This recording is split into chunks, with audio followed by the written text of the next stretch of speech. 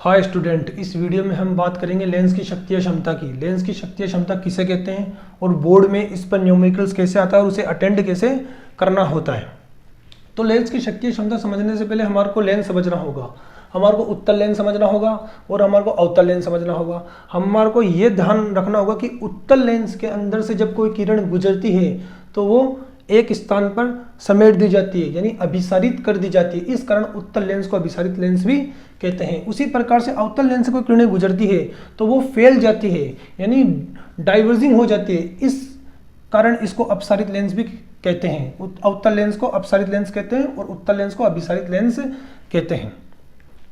हम अब देखेंगे कि लेंस की शक्ति क्षमता किसे कहते हैं। लेंस द्वारा प्रकाश की किरणों को अभिसारित करने व अपसारित करने की क्षमता को लेंस की शक्ति कहते हैं। किरणों को एक स्थान पर लाने की क्षमता व फैलाने की क्षमता को हम लेंस की शक्ति या क्षमता कहते हैं। जो लेंस की जो शक्ति होती है उसका जो सूत्र होता है वो होता है P बराबर 1/f और P होता है पावर ऑफ लेंस। इसका SI जो मात्रक होता है, SI जो यूनिट होता है वो होता है डायपटर। इससे डायपटर को D से रिप्रेजेंट किया जाता है। उसी प्रकार से जो फोकल लेंथ है यानी जो फोकस दूरी है उसका SI होता है मीटर के अंदर। तो मीटर में फोकस दूरी को हमेशा मापा जाता है। तो लेंस की शक्ति P बराबर 1/f यानी फोकस दूरी, ये लेंस की शक्ति का सूत्र हुआ। और लेंस की जो शक्ति का मात्रक होता है वो डायपटर होता है। लेंस की शक्ति का जो मात्रक होता है वो डायपटर होता है।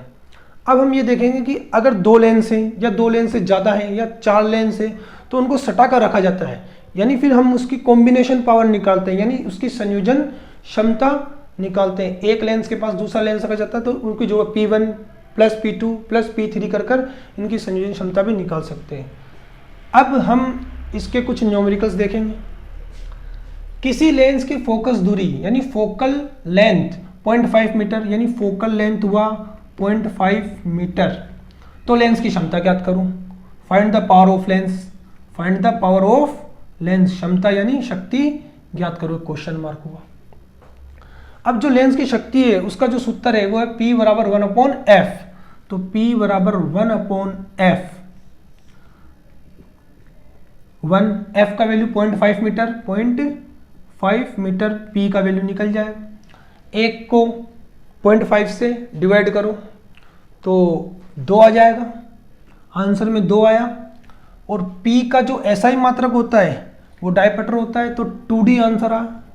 तो P का मान 2D हुआ। अब एक के अंदर 0.5 का डिवाइड कैसे किया उसको भी डिटेल में देख लो।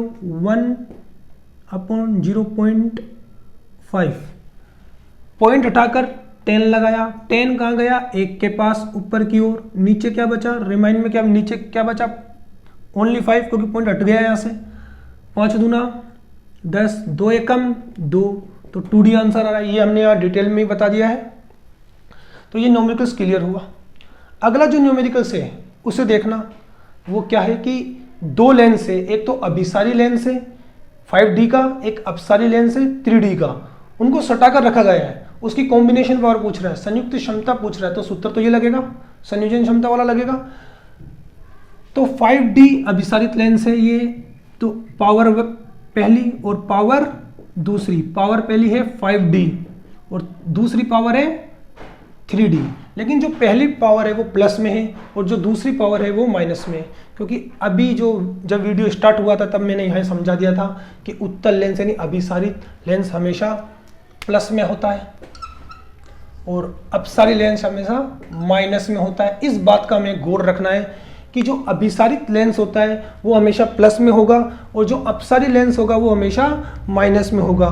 तो ये हुआ प्लस में और ये हुआ माइनस में, क्योंकि ये अभिसारी लेंस है वो उत्तल लेंस है और उत्तल लेंस का डायग्राम ऐसा होता है और P2 है वो अपसारी लेंस है, यानी इसका जो डायग्राम में ऐसा होता है। उत्तल का हमेशा प्लस होता है, अवतल का हमेशा माइनस होता है।